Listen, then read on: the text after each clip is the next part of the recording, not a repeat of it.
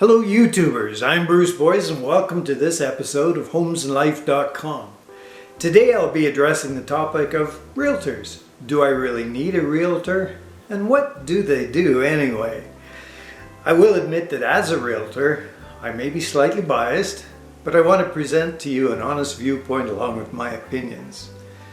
Today the whole real estate world is in flux due to technologies that we could not have even dreamt of a few years ago. As a result, those interested in real estate today are much more educated. So the question comes up, with all of this technology today, is a realtor still needed? And the answer, I feel, is definitely yes in most situations. I will point out later in this video some situations where using a realtor could be optional. But let's look at realtors as a whole. And then I'll talk about realtors for buying houses and realtors for selling houses. And when I say realtors, I'm also meaning real estate associates, real estate agents, because a licensed realtor is a professional who has had in-depth, ongoing training and is licensed to facilitate real estate transactions. Realtors are involved in a number of associations and have a high level of accountability. I'll provide you here with a brief list of some of the realtor's responsibilities to a client. These are called fiduciary responsibilities. Number 1, undivided loyalty. A realtor needs to act only in your best interest, avoiding conflicts of interest and protecting your negotiating position at all times. Number 2, confidentiality. The realtor needs to keep your information confidential. During the transaction, after the transaction, even after any relationship with you is ended, it needs to be kept confidential. Number 3, full disclosure.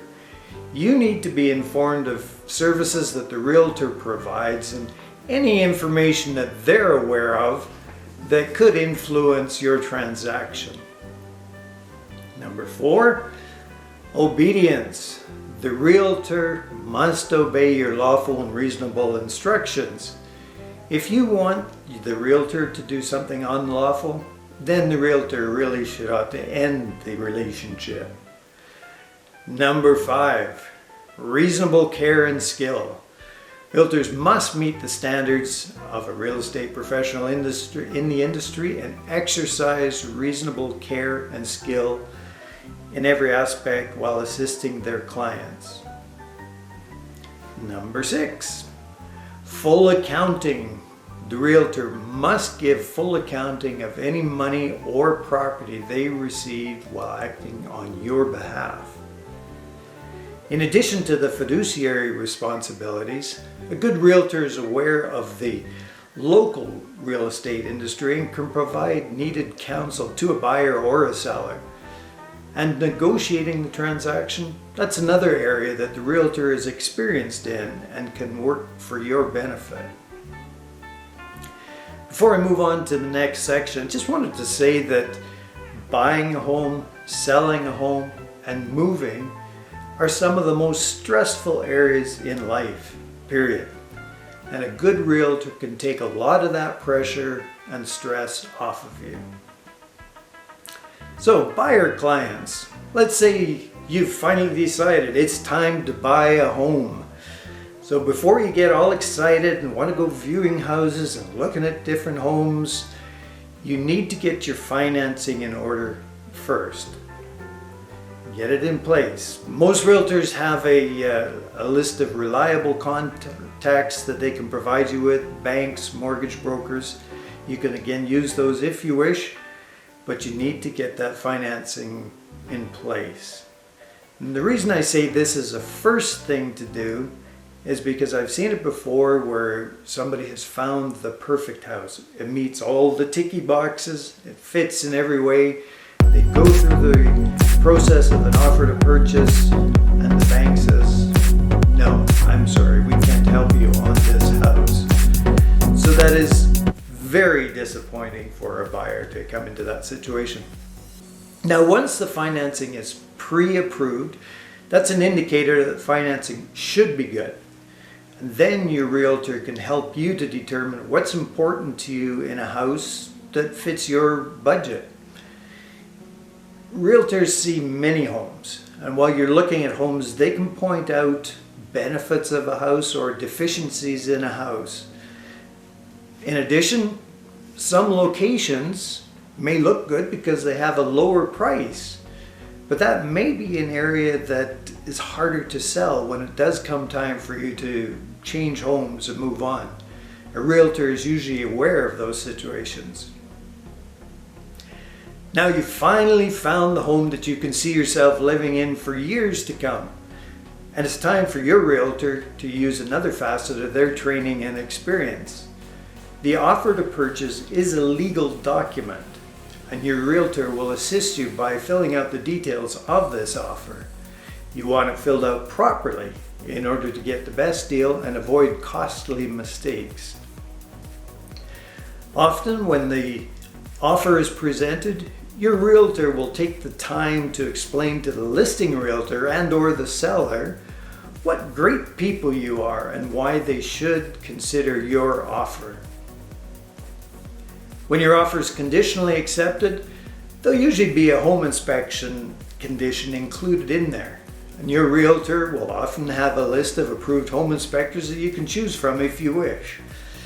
In most cases, the realtor will accompany you to the home inspection or attend the inspection if you are not able to be there.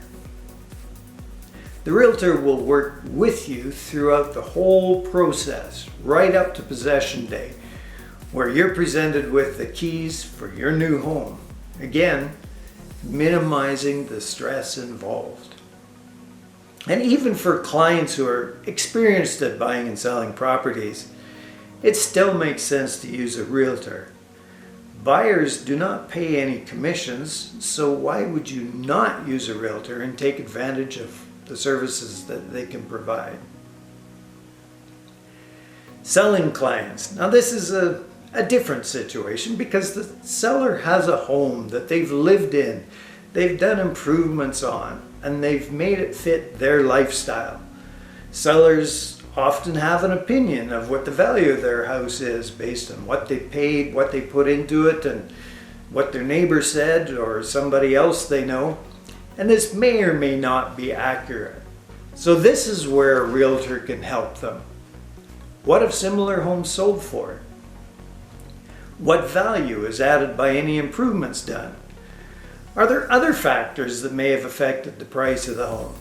Again, realtor experience and exposure to other homes can be of value. Many realtors are able to give advice or make suggestions on how to make the home more appealing to a buyer as well. When listing with a realtor, their efforts will now be going into marketing, into getting exposure for your listing. It'll be placed in a multiple listing service and possibly some syndicated listing services as well. Your realtor might even have potential buyers that could be interested somewhat, or they may be promoting your listings to other realtors. In some locations, realtor open houses also make your listing known. Realtors work under the umbrella of a brokerage. This is often part of a larger organization. For example, Century 21, Remax, Royal LePage, Coldwell Banker, and lots of others.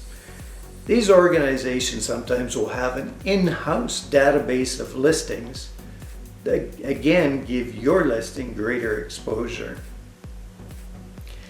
In today's world with a plethora of technology, a good realtor will use all the tools available to them, like Facebook, Instagram, and a number of other methods as well, just to get maximum exposure for your listing. One detail that comes up with every listing is commission.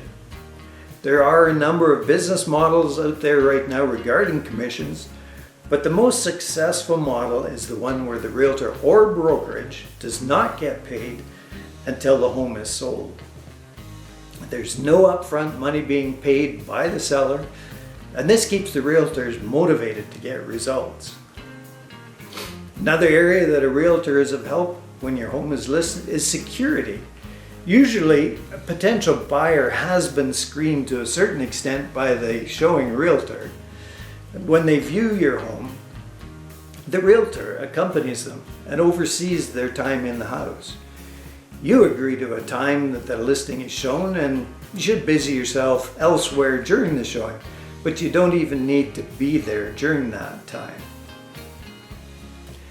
Now, I did say earlier that I would mention why someone might not use the services of a realtor, but before that, if you're a buyer, it just makes sense to use a realtor.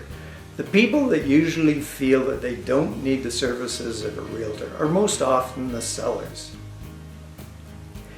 If a person is very experienced in buying and selling homes, they do become familiar with the potential pitfalls.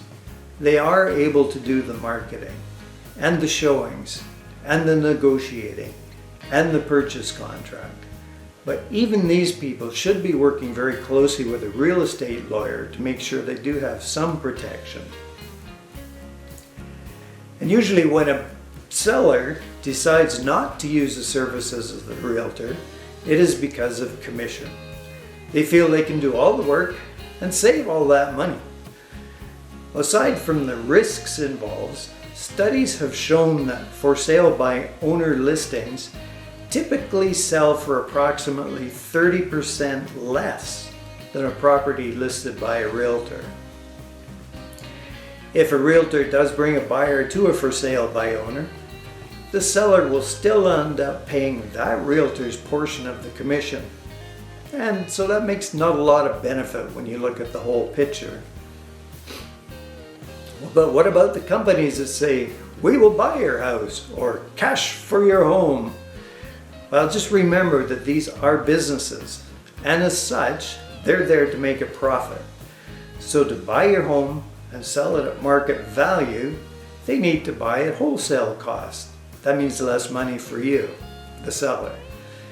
It may be a quick and lower price sale is what you want, so this could be just the thing you need at this point. Now, how do you go about choosing a realtor? Well, there's quite a few realtors around, and one suggestion is to interview 2 or 3 realtors. You can ask your friends or other homeowners for recommendations. Who did they use? Were they happy? How did they help them? When you're interviewing your potential realtors, be listening for a few things. Is there chemistry between you? Do you feel that you could work with this person? Do you feel that they are honest and will work for you and look out for your best interests? Did they listen, or did they just want to hear themselves talk? If possible, choose a full-time realtor. A full-time realtor tends to be more focused on real estate as their profession. Also, if possible, look for a realtor that's respected in the industry. This can help in a number of areas, including marketing your listing and negotiating as well. But the bottom line in choosing a realtor is listen to your gut. If you get a bad feeling about this realtor, move on. In summary, it is usually most advantageous to use a realtor's services. But remember, the final decisions of listing, selling, and buying are your decisions. So thank you for watching this edition of Homes and Life. I hope this information has been of some value to you. If so, please click the like over here and subscribe over here buttons. And remember, life is an adventure. I'll talk to you again soon.